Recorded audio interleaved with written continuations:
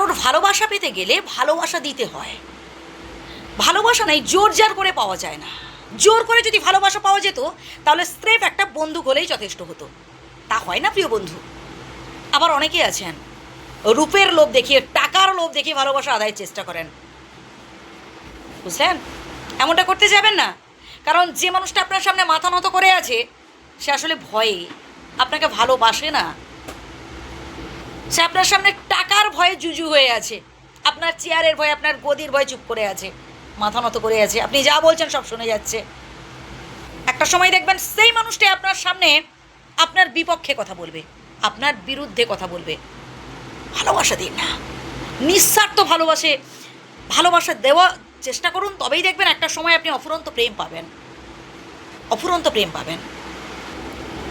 এই বর্তমান সমাজে আমি দেখেছি ডিভোর্স, পরকীয়া অতিমাত্রায় বেড়ে গেছে। কারণ তাদের মধ্যে অ্যাডজাস্টমেন্টের অভাব, বড্ড অভাব। দীর্ঘ 10-15 বছর ধরে প্রেমের সম্পর্ক, তারপরেও তারা বিবাহ বন্ধনে আবদ্ধ হতে পারছে না। এমন অনেক সম্পর্ক দেখেছি যেখানে বিয়ের পরেও অন্য কারোর সাথে প্রেমে লিপ্ত আছে। তার কারণ একটাই, ওই অ্যাডজাস্টমেন্টের অভাব। মন যত নষ্টের গোড়া হচ্ছে মন। বিধাতার কৃপায় আপনি যাকে পেয়েছেন তাকে নিয়ে বাকিটা জীবন এনজয় করার চেষ্টা করুন। অনেক সম্পর্ক দেখেছি বিয়ের আগে বেশ সুন্দর মধুর সম্পর্ক, আর বিয়ের পরে প্রেমের সম্পর্কটা বেশ ভালো সম্পর্ক, তারপরে যখন বিয়ে করলো সেখানেই শুরু হলো দ্বন্দ্ব, ঝগড়া, অশান্তি।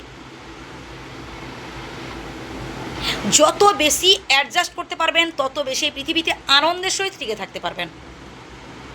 আপনার যতটুকুন আছে সেটাই অনেক। বিধাতার কৃপায় আপনি যতটুকুন পেয়েছেন সেটাই আপনার কাছে অনেক। আমরা সচরাচর অপরের সাথে খালি তুলনা করি। কেউ কারোর অতীত নিয়ে বেশি ঘাঁটাঘাঁটি করতে যাবেন না। অতীতে কার সাথে কী সম্পর্ক ছিল, কার সাথে কী লাইন টাইন ছিল, আরে প্রিয় বন্ধু, প্রত্যেকের জীবনেই অতীত বলে কিছু না কিছু আছে। কেউ প্রকাশ করে, কেউ প্রকাশ করে না। তো অতীত নিয়ে কেন পড়ে আছেন? ভাবুন না বর্তমানটাকে নিয়ে। অল্প সন্তুষ্ট হওয়ার চেষ্টা করুন এবং টিগোগুলো বাদ দিয়ে দিতে হবে। ইগো, সেন্টিমেন্ট এগুলো বাদ দিয়ে বরং বেশি বেশি করে অ্যাডজাস্ট করার চেষ্টা করুন। অ্যাডজাস্টমেন্টের ক্ষেত্রে ভাগাভাগি হয় না যে আমি 50% অ্যাডজাস্ট করেছি তুমিও 50% অ্যাডজাস্ট করো, এমনটা হয় না। আপনি বোঝদার মানুষ, আপনি না হয়ে একটু বেশি অ্যাডজাস্ট করলেন। সংসারটা তো আপনার। সংসারে সবাই যদি সুখে থাকে, সংসারে সবাই যদি আনন্দে থাকে, তো এর থেকে ভালো আর কি হতে পারে প্রিয় বন্ধু, বলুন তো? তাই ইগো বাদ দিয়ে দিন, আনন্দের সহিত সবার সাথে মিলেমিশে থাকার চেষ্টা করুন। কতদিন বাঁচবো ভাই, কতদিন পৃথিবীতে থাকবো বলুন তো? কেউ গ্যারান্টি দিয়ে বলতে পারে? কেউ বলতে পারে না। মানুষ আশা নিয়ে বাঁচে, তবে সেটা আশা নিয়ে বাঁচবো ঠিক আছে, কিন্তু আনন্দের সহিত সবার সাথে মিলেমিশে তো বাঁচবো, তবেই তো জীবনটাকে উপভোগ করতে পারবো। কি বলেন বন্ধুরা? অবশ্যই কমেন্ট করে জানাবেন।